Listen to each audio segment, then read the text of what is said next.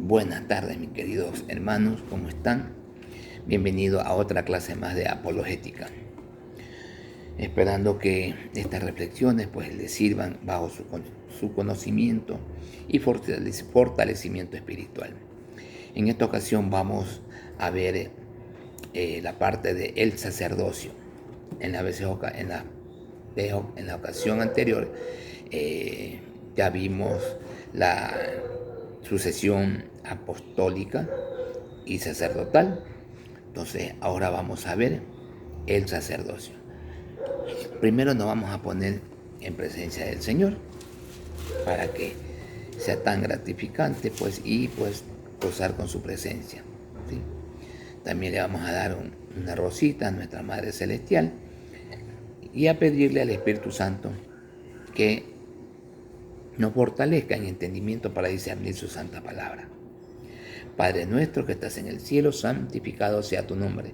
Venga a nosotros tu reino, hágase tu voluntad en la tierra como en el cielo. Danos hoy nuestro pan de cada día, perdona nuestras ofensas, como también nosotros perdonamos a los que nos ofenden. No nos dejes caer en tentación, líbranos del mal. Amén. A ti, Madrecita Santa, Dios te salve María, llena eres de gracia, el Señor es contigo, bendita eres entre todas las mujeres, y bendito es el fruto de tu vientre, Jesús. Santa María, Madre de Dios, ruega por nosotros los pecadores, ahora y en la hora de nuestra muerte. Amén. Y a ti, Paráclito Divino, ven Espíritu Santo, llena los corazones de tus fieles, enciende en ellos el fuego de tu amor. Envía, Señor, tu Espíritu y todo será creado, y renovarás la paz de la tierra. Oh Dios, que has instruido los corazones de tus fieles con la luz del Espíritu Santo, concédenos que sintamos rectamente con el mismo Espíritu y gocemos siempre de tu divino consuelo. Por Jesucristo nuestro Señor. Amén. Esta enseñanza la vamos a empezar en el nombre del Padre, del Hijo y del Espíritu Santo. Amén.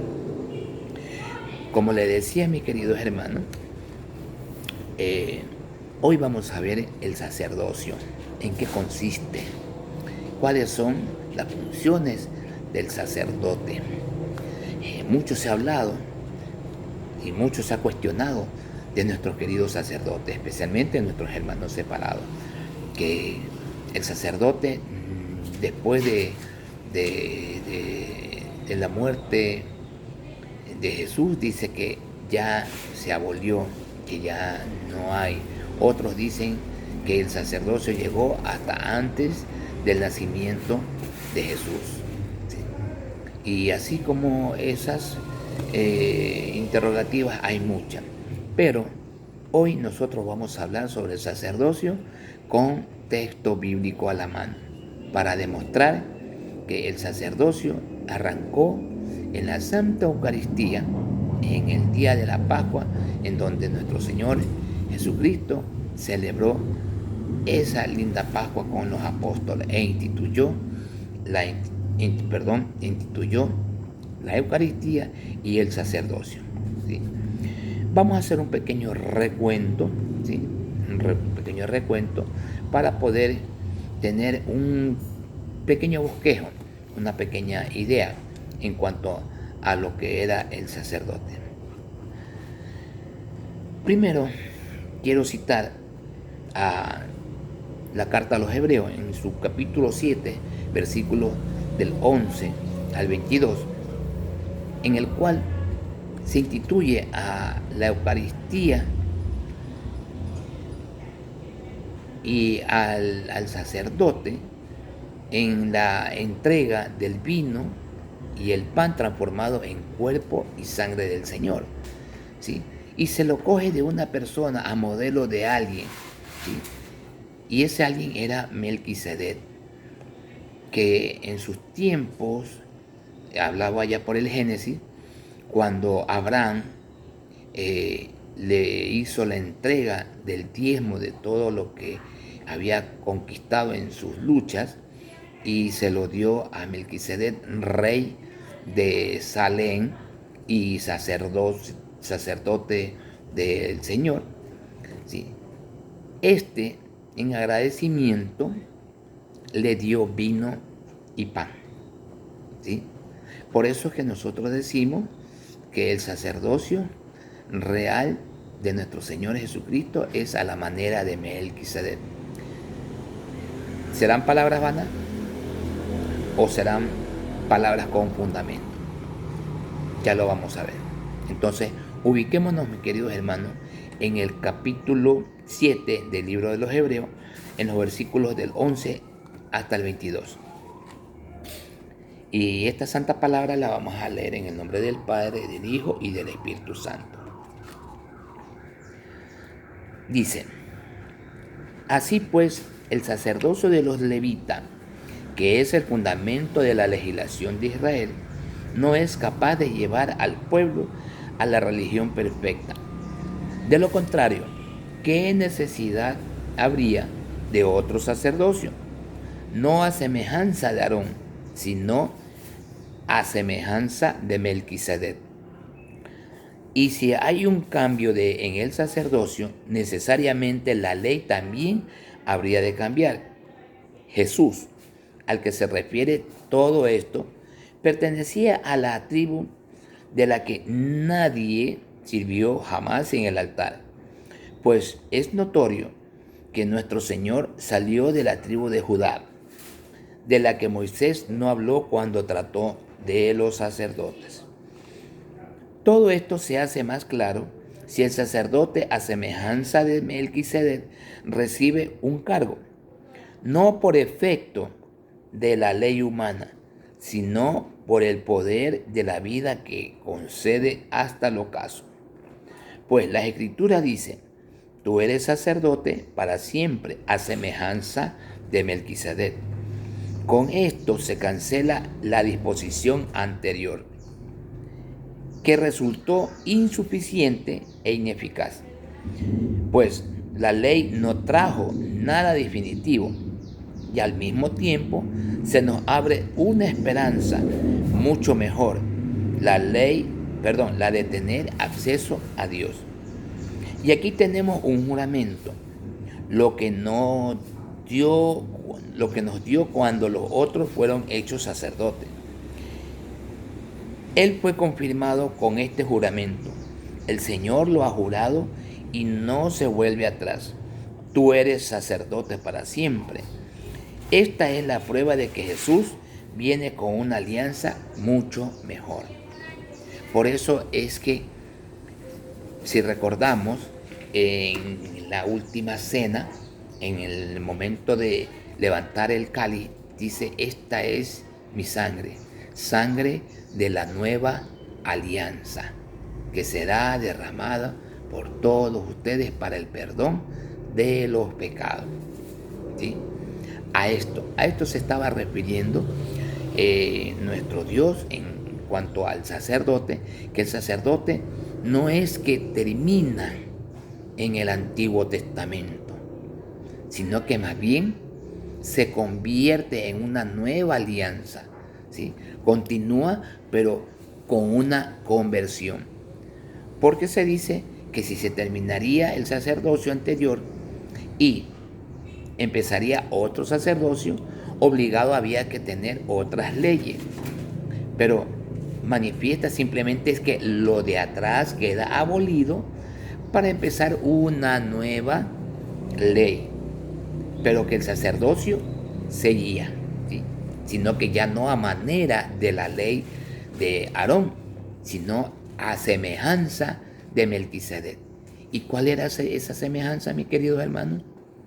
El vino y el pan, esa, que después se convertirían en la sangre y el cuerpo de nuestro Señor Jesucristo, porque, como ya lo vamos a ver más adelantito, Él se convierte en el Cordero, ¿sí?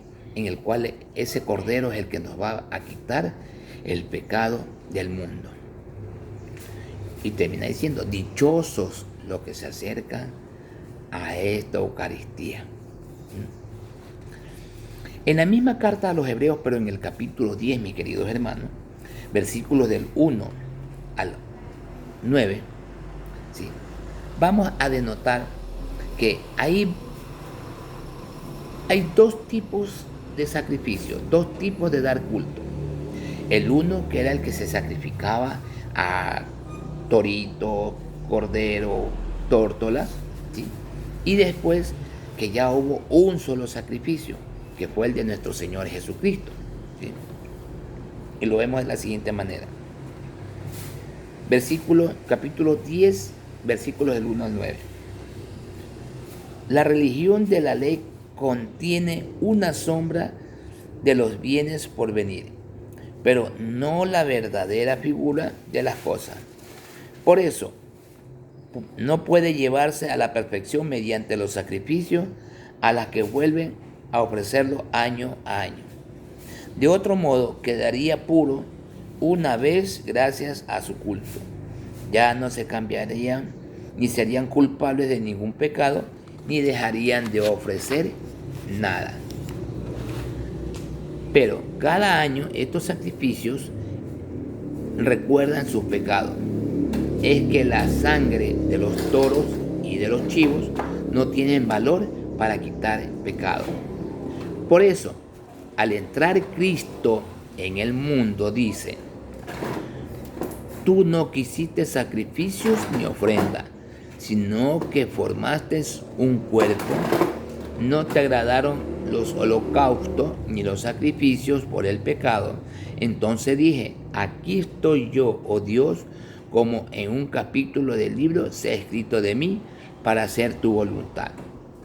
Comienza por decir: no quisiste sacrificios ni ofrenda, ni te agradaron holocaustos o sacrificios por el pecado. Y sin embargo, esto es lo que pidió la ley. Entonces, sigue aquí: aquí estoy yo para hacer tu voluntad. Como esto anula el primer orden de las cosas para establecer el segundo. Denotamos, mis queridos hermanos, claramente, ¿sí?, que las ofrendas y los sacrificios en holocausto que habían en el Antiguo Testamento, dice el Señor que queda abolido, porque Él se ofrece como el único sacrificio para siempre. Aquí estoy yo, Señor, para hacer tu voluntad. ¿Sí? Con esto se está anulando el primer orden de las cosas, o sea, los sacrificios en holocausto, para establecer el segundo. Para darle un recalco mayor a esta enseñanza, como se lo dije al principio, en el libro de Génesis, en el capítulo 14, versículos 18 y 19, en donde se establece, ¿sí?, en la nueva forma de la Eucaristía, la nueva forma de entregar, ¿sí?, ese pan y ese vino transformado en el cuerpo y la sangre del Señor. ¿Por qué se toma desde ese entonces ese modelo? Génesis 14, versículos 18 y 19. Dice la palabra: entonces Melquisedec, rey de Salem, trajo pan y vino, pues era sacerdote del Dios Altísimo. Melquisedec bendijo a Abraham, diciendo: Abraham, bendito serás del Dios Altísimo, creador del cielo y de la tierra. Por eso es que nosotros decimos que el sacerdocio actual es a manera de Melquisedec. Y cuando digo nosotros, nos referimos al apóstol Pablo, que Pablo lo está ratificando 2000 años atrás, y nosotros lo seguimos diciendo, que nuestro sacerdocio y la manera de celebrar la Santa Eucaristía era a manera de Melquisedec. Son sacerdotes a manera de Melquisedec. Pues en el Evangelio de Lucas, mis queridos hermanos, en su capítulo 22, versículos del 19 y 20, se deja sellada esta alianza que ordena a repetirlo no una sola vez, como nos dicen nuestros queridos hermanos separados, que ellos sí celebran, dice, la última cena, pero lo hacen una vez al año, porque supuestamente dice que lo dejó como un símbolo. Pero como a ellos no les conviene leer correctamente las Escrituras, entonces por eso se saltaron a Lucas. Lucas capítulo 22, versículos 19 y 20. ¿Quién manifiesta? Después tomó pan y dando gracias, lo partió y lo dio a sus discípulos diciendo: este es mi cuerpo, que es entregado por ustedes. Hagan esto en memoria mía. Hizo lo mismo con la copa después de cenar diciendo: esta es la alianza nueva sellada con mi sangre, que es derramada por ustedes. Hagan esto en memoria mía. Memoria significa recordar perennemente, ¿sí? Memorizarlo, ¿sí? Memorizar significa repetir, repetir varias veces, no repetir una vez al año, porque si tú lo haces una vez al año, con el tiempo que establece y pasa, te olvidas. Por eso el Señor lo dice en memoria mía. Memoria es memorizar, y el significado de memorizar al español significa repetir varias veces o repetir continuas veces.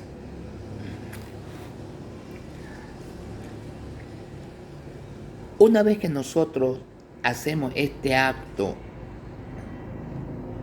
de repetir constantemente la Santa Eucaristía, no lo hacemos simplemente con el mero hecho de comernos ese pancito y de tomar el vino.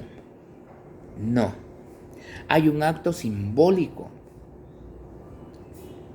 que pasa en ese momento y después, ¿sí? Y después, ese acto simbólico se convierte en una transustanciación. Hay el acto de la epiclesis, ¿sí? En el momento en que el sacerdote hace la invocación, hace la santificación y empieza la transustanciación. Esa sustancia de la levadura hecha en el pan pasa a ser el cuerpo del Señor. Y ese vino pasa a ser la sangre del Señor. Y ese es el acto más sublime que existe en la Eucaristía. Y no lo decimos nosotros, mis queridos hermanos, ¿no? Lo dice la Santa Palabra, lo dice la Santa Biblia. Si nosotros miramos en la primera carta a los Corintios, capítulo 11, versículos del 23 en adelante, vamos a encontrar la transustanciación del cuerpo del Señor en pan y de su sangre en vino. Y su santa palabra dice así, lo manifiesta Pablo, claro está, de esta manera, ¿sí? Porque al decir en Lucas, hagan esto en memoria mía, ¿sí? Pablo lo manifiesta de la siguiente manera: yo he recibido del Señor lo que a mi vez le he transmitido a ustedes. El Señor Jesús, la noche en que fue entregado, tomó pan y después de dar gracias lo partió diciendo: este es mi cuerpo, que es entregado por ustedes. Hagan esto en memoria mía. De igual manera, tomando la copa, después de haber cenado, dijo: esta copa es la alianza de mi sangre. Todas las veces que la beban, háganlo en memoria mía. Fíjense bien, aquí estamos demostrando puntualmente el acto de la transustanciación, ¿sí? Cuando Pablo lo manifiesta. Fíjense bien, versículo 26, mis queridos hermanos. Cada vez que coman de este pan y beban de esta copa, están proclamando la muerte del Señor Jesús hasta que venga. Por lo tanto, el que come el pan y bebe de la copa del Señor indignamente, peca contra el cuerpo y la sangre del Señor. Cada uno pues examínese su conciencia y luego podrá comer el pan y beber la copa. ¿Sí? Ese acto simbólico, ¿sí?, en el que Pablo nos manifiesta cada vez, ¿sí?, cada vez que comamos de este pan y bebamos de esta copa, estamos proclamando la muerte de nuestro Señor Jesús.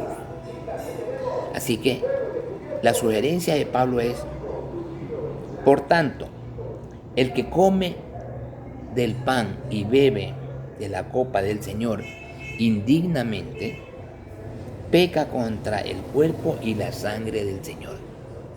¿Sí? ¿Qué significa comerlo indignamente? El no haberse confesado, el no estar en gracia con el Señor, el tener pecados así sean veniales. Y como lo manifiesta Pablo, el que come de este pan y bebe de esta copa indignamente está pecando contra el cuerpo y la sangre. No está diciendo Pablo está pecando contra este pan y contra este vino. Lo está diciendo contra el cuerpo y la sangre del Señor. O sea, haciéndolo presencia real, no imaginatoriamente, sino haciéndolo presencia real. Mis queridos hermanos, si alguien no entiende el proceso de la sustanciación en este capítulo en el que Pablo nos manifiesta claramente, es porque realmente quiere hacer oídos necios y ojos ciegos. No se le puede exigir más nada, mi querido hermano, ante el velo que tienen en su cara, porque el demonio los tiene atrapados, porque el demonio no los quiere dejar ver más allá. Veamos también, mi querido hermano, la postura de los otros protestantes, que el sacerdocio dice que no quita pecado. O sea, si ya nos está diciendo Pablo que el que come y bebe indignamente, o sea, tiene que primero estar libre de pecado. Y para estar libre de pecado hay que confesarlo. ¿Y quién es el encargado de confesarlo? El sacerdote. ¿Sí? El sacerdote que es ungido por imposición de las manos, traspasado los poderes, como lo dijo la Santa Escritura a través de Pedro, para poder perdonar los pecados.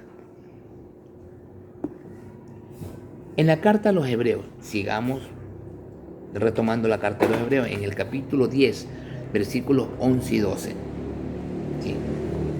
Decían que los sacerdotes están de servicio diariamente para cumplir su oficio, ofreciendo repetidas veces los mismos sacrificios. ¿Sí? Cristo, por el contrario, ofreció por los pecados único y definitivo sacrificio y se sentó a la derecha de Dios Padre, dándonos a entender, mis queridos hermanos, de que tú tienes la potestad de poder aliviar tu carga, diciéndole al sacerdote todos sus pecados.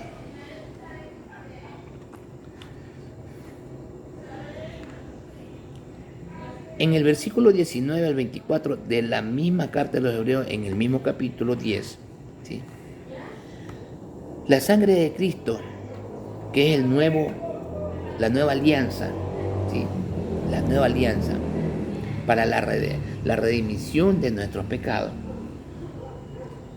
que muchos hermanos separados no lo entienden o no quieren entenderlos,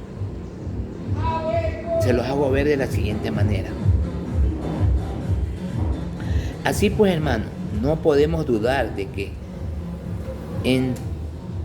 entraremos en el santuario de la virtud de la sangre de Jesús. Él nos abrió ese camino nuevo y vivió a través de la cortina, es decir, su carne, teniendo un sacerdote excepcional a cargo de la casa de Dios. Acerquémonos con todo corazón sincero, con fe plena, limpio interiormente de todo lo que nos mancha la conciencia y el cuerpo, lavado con su agua pura. Sigamos profesando nuestra esperanza sin que nada nos pueda conmover, ya que es digno de confianza aquel que se comprometió. Tratemos de incitarnos los unos a los otros en la forma de amar y de hacer el bien. Su sangre redentora, mis queridos hermanos, es la que nos lava y nos limpia a través del sacerdote. ¿Y por qué es que nosotros hablamos del Cordero? De ese Cordero que fue sacrificado una sola vez y que ya no hubo necesidad de hacer más sacrificios ni holocausto, como lo mencionaba Lucas, ¿sí? En el Evangelio de Juan, capítulo 1, 29, el evangelista nos hace mencionar que Juan el Bautista lo reconoce y lo afirma plenamente, guiado por el Espíritu Santo, y le da el nombre que le corresponde a nuestro Señor Jesús en esta tierra, ¿sí? Juan 1:29. Al día siguiente, Juan vio a Jesús que venía a su encuentro y exclamó: ahí viene el Cordero de Dios, el que carga con el pecado del mundo. ¿Sí? Ahí viene el Cordero de Dios, el que carga con los pecados del mundo. Mis queridos hermanos, qué linda frase. Porque esa acción de cargar los pecados del mundo solamente la tuvo nuestro Señor Jesucristo, el único. Y esta acción de descargar los pecados, ¿se acuerdan cuando en un pasaje de la Biblia Jesús le dice a los apóstoles: se me ha dado todo poder, ¿sí?, para yo poderlos transmitir, y los envió de dos en dos, diciéndole, dándole plenos poderes para perdonar los pecados, ¿sí?, dándole plenos poderes para perdonar los pecados, ya que Él era el Cordero inmolado y que bajo su protección los pecados iban a ser perdonados. Entonces, Cristo constituyó a los apóstoles como sacerdotes en el ministerio en la última cena. Eso ya lo vimos, que eso ocurrió en el día Jueves Santo.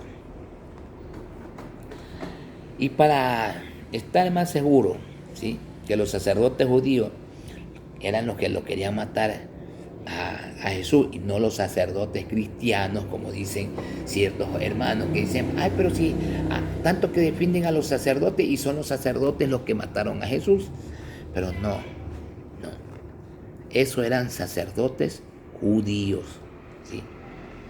En la carta a los Gálatas, capítulo 1, versículos 13 y 16, o sea, del 13 al 16, nos dice la palabra de esta manera: ustedes han oído hablar de mi actuación anterior cuando pertenecía a la comunidad judía, lo dice Pablo, y saben con qué fervor perseguía a la iglesia de Dios y trataba de arrasarla.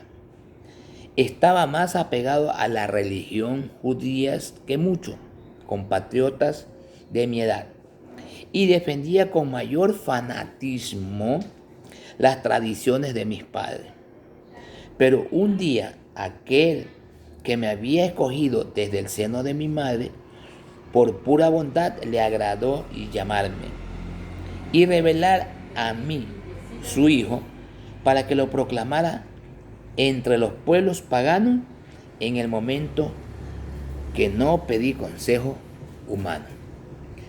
Ese llamamiento que está hablando aquí, ¿sí?, se constituye en sacerdocios cristianos, no sacerdocios judíos, ¿sí? Porque hay que tenerlo bien en claro, mis queridos hermanos. Se delinean los sacerdotes judíos, eran de la estirpe de Leví, de los que salían de Aarón, de los que vinieron de Aarón, de los descendientes de Aarón. Y terminaron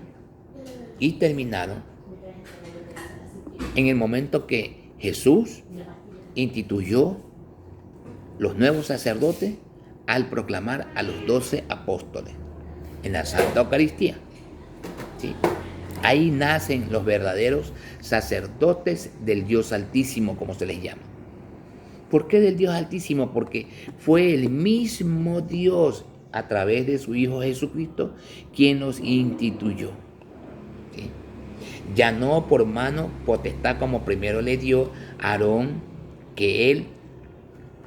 Moisés, que él le instituyera las manos, ¿sí?, a su hermano Aarón, para que de ahí nacieran y descendieran los demás sacerdotes, ¿sí? Ya no, que eso lo vimos en la sucesión apostólica, en la clase anterior. Nótese que es muy claro definir esta situación en la que hay sacerdotes que son de la estirpe de Aarón, y hay sacerdotes que nacen ya de Jesús, que es el valedero. Por eso dice el Señor: ¿de qué vale eliminar el sacerdote anterior?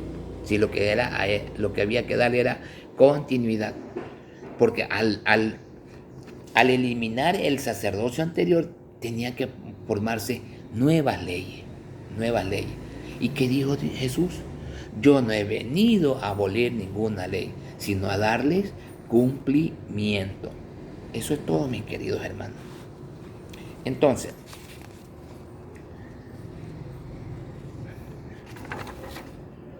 en el Éxodo, capítulo 19, versículos del 5 al 6, ¿sí?, vamos a explicar, como le dije antes, los dos tipos de sacerdotes. Que el sacerdote que fue constituido por Adón, ese queda como el sacerdocio real de los fieles, ¿sí? ¿Por qué les digo esto? Porque el sacerdocio real de los fieles lo vamos a constituir todos nosotros, todos. Se los digo. Éxodo capítulo 19, versículos 5 y 6. Dice la palabra: ahora, si ustedes me escuchan atentamente y respetan mi alianza, los tendré por mi propiedad personal entre todos los pueblos. Siendo que toda la tierra es mía, será para mí un reino de sacerdotes y una nación que es consagrada. Esto dirás a los israelitas. ¿Sí? Ya desde un tiempo atrás, desde el tiempo de Aarón, éramos constituidos el sacerdocio real de los fieles. ¿Sí? ¿Por qué digo real? Porque lo real viene del reino, de un reinado, ¿sí? La realeza viene de un reino. Entonces, por eso se considera sacerdocio real de los fieles. O sea, nosotros venimos de un reino fiel. Descendemos de un reino fiel de sacerdotes. ¿Sí?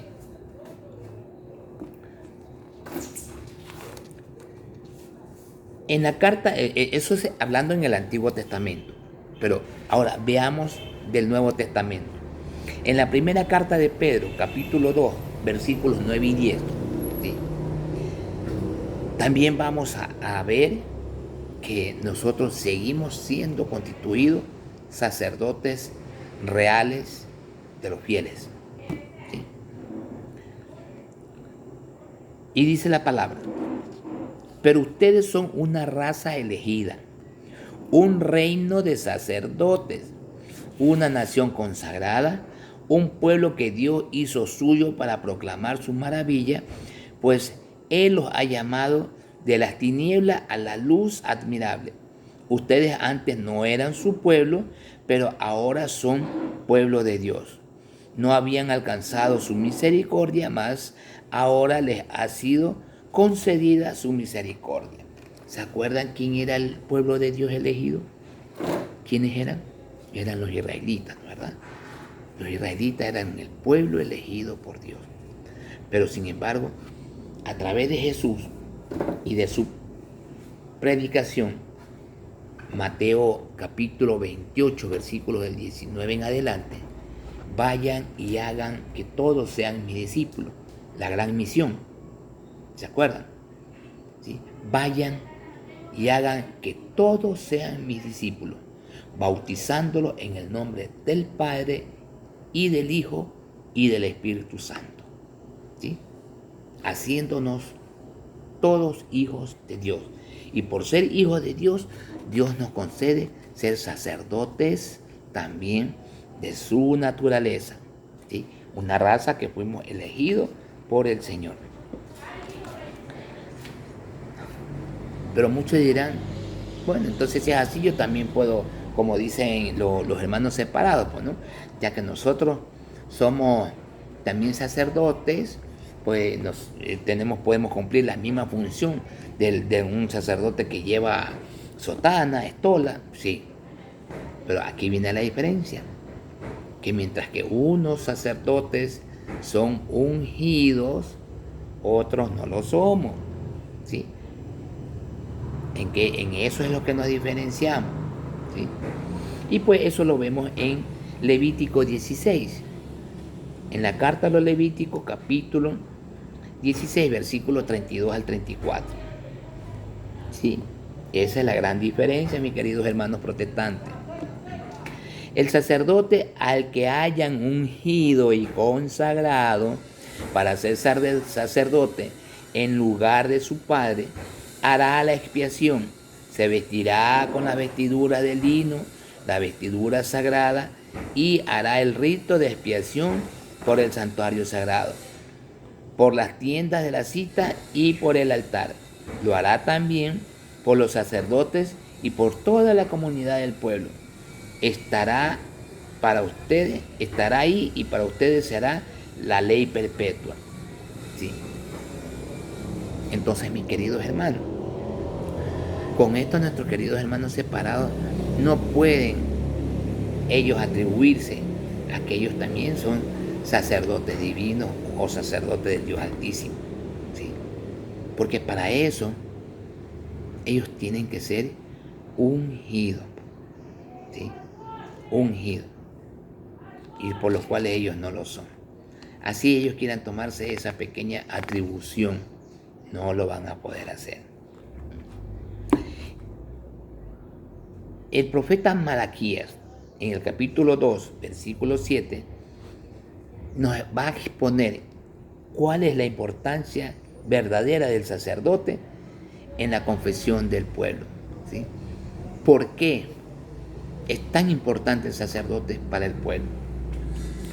Dice el versículo 7, porque los labios del sacerdote guardan el conocimiento y en su boca se debe encontrar la ley, pues es el mensajero de Yahvé de los ejércitos. ¿Sí? Lo dice el profeta Malaquías, que incluso está en la Biblia Reina Valera, que aunque le falta sabiduría, ellos también tienen a este profeta. Que después no vengan a decir que es invento de la religión católica. Malaquías 2:7. Porque los labios del sacerdote guardan el conocimiento en su boca y debe encontrar la ley, pues él es el mensajero de Yahvé de los ejércitos. Cuando uno se confiesa con el sacerdote, él guarda secretamente nuestro pecado y nos dice qué tenemos que hacer confiadamente bajo la ley y el precepto del Señor. Lo mismo nos dice Josué, el encargado de esa misión tan grande de la que le encomendó nuestro Señor Jesucristo, nuestro Señor Dios a Moisés. Y que así como Moisés delega a Josué para que siga esa misión, la misma situación pasó nuestro Señor Jesús delegándole a Pedro para que siga con su misión, ¿sí? Y mira lo que dice Josué, la carta de Josué, ¿sí? Qué tan interesante es la importancia del sacerdote para el pueblo, ¿sí? Qué tan interesante. Cuando el pueblo levantó sus tiendas para atravesar el Jordán, los sacerdotes que llevaban el arca de la alianza se pusieron a la cabeza del pueblo. Era el tiempo de la cosecha y el Jordán desbordaba por las orillas. Pues bien, apenas llegaron al Jordán los que llevaban el arca y apenas tocaron la agua con sus pies, los sacerdotes que transportaban el arca, el caudal que bajaba de arriba se detuvo y se amontonó a gran distancia, a la altura de Adán. El pueblo vecino de Sartán, durante este tiempo, las aguas que bajaban del mar de Arabá y el mar Salado se derramaban porque habían sido cortadas, de tal manera que el pueblo atravesó frente a Jericó. Esa era la importancia, ¿sí? El sacerdote hace la función de pastor, ¿sí? Dice, se ponía a la cabeza del pueblo. Cuando nosotros hacemos nuestras peregrinaciones, ¿sí? Cuando hacemos nosotros las Vía Crucis, ¿quién es el que está a la cabeza? El sacerdote.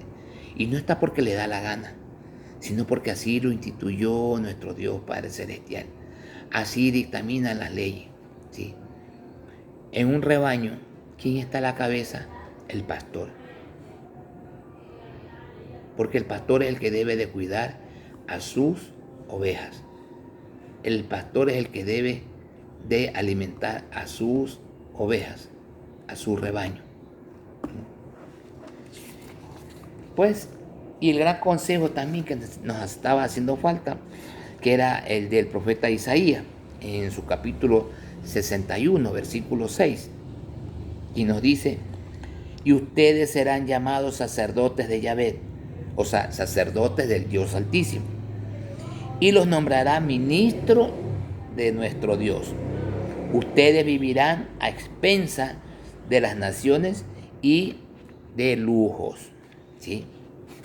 Ese es un gran mensaje que ya lo reconocía el profeta Isaías en esos entonces. La designación de cómo tenía que ser los comportamientos de los sacerdotes, ¿sí? Cómo eran escogidos, cómo eran llamados, ¿sí? El apóstol Pablo, en la segunda carta a los Corintios, capítulo 5, versículos 20 y 21, nos manifiesta que un sacerdote es como fuera de que es ministro. O sea, si tratamos el tema de la composición de la ley humana, ¿sí? De la ley de un pueblo, en este caso de un gobierno, está el presidente, ¿no es verdad? Hablemos internamente. Está el presidente de la república tiene a sus ministros, ¿sí?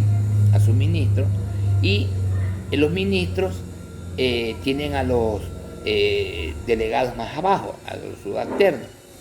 Pero asimismo, el presidente en cada provincia, ¿sí? En cada pueblo tiene a un gobernador que es el delegado del presidente, localmente.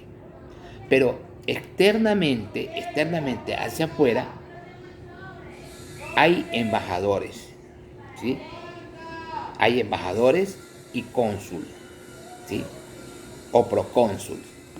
Entonces, estos cónsules o procónsules y embajadores son los que llevan el mensaje, son los destinados a llevar el mensaje de este pueblo, ¿sí? O de esta nación. Jesús designa a los apóstoles, ¿sí? A sus discípulos, fuera de la tierra de Jerusalén, embajadores. ¿Sí? Les da un poder extra de ser embajadores. Y no lo dice una sola vez en la segunda carta a los Corintios. Hay otros textos más, pero este me pareció más importante, porque dice: nos presentamos pues como embajadores de Cristo, como si Dios mismo les exhortara por nuestra boca. En nombre de Cristo les rogamos, déjense reconciliar con Dios. Dios hizo cargar con nuestros pecados al que no cometió pecado, para que así nosotros participáramos en él de la justicia y de la perfección de Dios. ¿Sí? Esa gracia que fueron concedidos los apóstoles, ¿sí? De no solamente transmitir las buenas nuevas internamente, sino que los delega externamente, ¿sí? Y especialmente en la situación de Pablo, ¿sí? Que Pablo pues fue a Fenicia, a Corintio, a Efeso, o sea, salió de las comarcas, ¿sí?